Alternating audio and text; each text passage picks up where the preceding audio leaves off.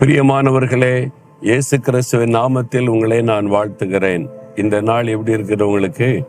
காலையில இந்த காலை நேரத்துல ஆண்டவருக்குள்ள சந்தோஷமா இருக்கீங்களா? அது ஏதோ ஒரு பாரமா இருக்குது, ஒரு கஷ்டமா இருக்குது, எனக்கு முன்னால நிறைய சவால்கள் இருக்குது, இன்னைக்கு இதெல்லாம் எப்படி சமாளிக்க போறேன் அப்படின்லாம் நினைச்சு கலையை கொண்டு இருக்கிறீங்களா? ஒன்றும் பயப்படாதுங்க. இந்த காலை நேரத்துல ஆண்டவருடைய வசனம் என்ன சொல்லுது தெரியுமா உங்களுக்கு?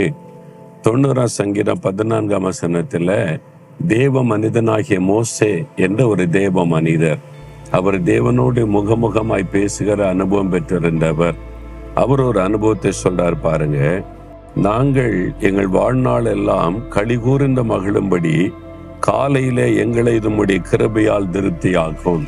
ஆண்டவரே, இந்த காலை நேரத்துல உம்முடைய கிருபையினால் எங்களை திருப்தியாக்கினால் வாழ்நாள் முழுவதும் நாள் முழுவதும் நாங்கள் மகிழ்ந்திருப்போம் என்பதாய் சொல்லுகிறார்.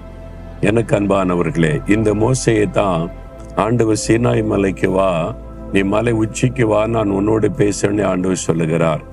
அதிகாலையில் எழும்பி ஆயத்தப்பட்டு விடியற் காலையில் தேவ சமூகத்தில் போய் நின்றார் என்று வேதம் சொல்லுகிறாரு. அப்ப அதிகாலை நேரம் நம்ம தேவ பிரசன்னத்துக்கு போகணும். அந்த காலை தோறும் அவருடைய கிருபை நமக்குள்ளே ஒரு பெரிய களிகூறுதலை கொண்டு வரும். அதனால்தான் அதிகாலையில எழும்பி ஆண்டவருக்கு இந்த முதல் மணி நேரத்தை கொடுங்கள் என்று சொல்ல காரணம் அதுதான். வேதத்தை கொஞ்சம் தியானித்து ஆண்டவருடைய பாதப்படியில காத்திருந்து அவருடைய கிருபை நீங்கள் பெற்றுக்கொள்ளும் போது உள்ளத்துல ஒரு பெரிய மகிழ்ச்சி வரும்.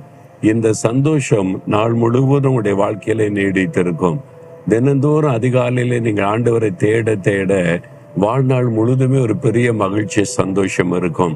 பிரச்சனை இருக்கும், சவால்கள் இருக்கும், நம்ம சந்திக்க வேண்டிய பல காரியங்கள் இருக்கும். ஒண்ணு நம்மளை பாதிக்காது, மனதை பாதிக்காது. மனதுக்குள்ள அந்த சந்தோஷம் இருந்துகிட்டே இருக்கும். நீங்க தாண்டி போய்கிட்டே இருப்பீங்க. இன்றைக்கு கூட உங்களுக்கு முன்னால பல சவால்கள் இருக்கலாம். குடும்பத்தை குறைத்து, பிசினஸை குறைத்து, ஊழியத்தை குறைத்து, வேலை குறைத்து, எதிர்காலத்தை குறைத்து, பிள்ளைகளை குறைத்து, ஏதோ ஒரு காரியம் உங்க முன்னால சவாலா இருக்கலாம். ஏன் கலங்குறீங்க? கொஞ்சம் ஆண்டோடைய பாத்துல உட்கார்ந்து காலையில அவரை நினைச்சு பாருங்க. அவருடைய பிரசன்னம், அந்த கிருபை உங்களை உற்சாகப்படுத்துமா, நாள் முழுவதும் தாண்டி போயிடலாம். நான் கூட அப்படிதான். காலையில எழுந்தா இன்னைக்கு என்னென்ன நிகழ்ச்சிகள் நீ பார்த்தா, இருக்கிறதே பகல் முழுவதும் 12 மணி நேரம்னா அது 20 மணி நேரம் வேலையா இருக்கும். இவ்வளவு காரியத்தை எப்படி செய்ய போறோம், இதெல்லாம் எப்படி சந்திக்க போறோம், இதெல்லாம் எப்படி செய்து முடிக்க போறோம்னு பயமா இருக்கும். அந்த தேவ சமூகத்துல அப்படியே ஒரு மணி நேரம் காத்திருந்து ஜெபிச்சுட்டு வந்துட்டா ஒரு உள்ளத்துல சந்தோஷம் வரும் பாருங்க.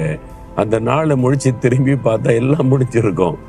ஆச்சரியமா இருக்கும், எப்படி இதை நான் செஞ்சு முடிச்சேன். அதுதான் தேவனுடைய பிரசன்னமும் அவருடைய கிருபையும். உங்க வாழ்க்கையில கூட ஒன்னும் பயப்படாதுங்க. நல்ல ஆண்டோடைய பாத்துல காத்திருந்து ஸ்தோத்திரம் பண்ணி துதிச்சு அவருடைய கிருபையை நீங்க பெற்றுக்கொள்ளுங்க. நாள் முழுவதும் நீங்க ஈஸியா கடந்து போவீங்க. இந்த நாளின் இரவு நேரத்துல திரும்பி பாத்தீங்கன்னா எல்லாமே நேர்த்தியா முடிஞ்சிருக்கும். அதனால கலங்காதபடி, ஆண்டவரே, நான் எப்பவும் கூட சந்தோஷமா இருக்கணும், இந்த காலையில உம்முடைய கிருபையினால் என்னை திருப்தியாக்க சொல்லுங்க ஆண்டவரை பார்த்து. ஆண்டவரே, இந்த அதிகாலை நேரத்துல என்னை திருப்தியாக்கும், உம்முடைய பிரசன்னத்தை நான் நிரப்பும், உம்முடைய கிருபை என்னை தாங்கி நடத்தட்டும். நீர்தான் எனக்கு எல்லாமே. உம்முடைய கரத்தில பூரணமாய் அர்ப்பணிக்கிறேன். இயேசுவின் நாமத்தில் ஆமேன், ஆமேன்.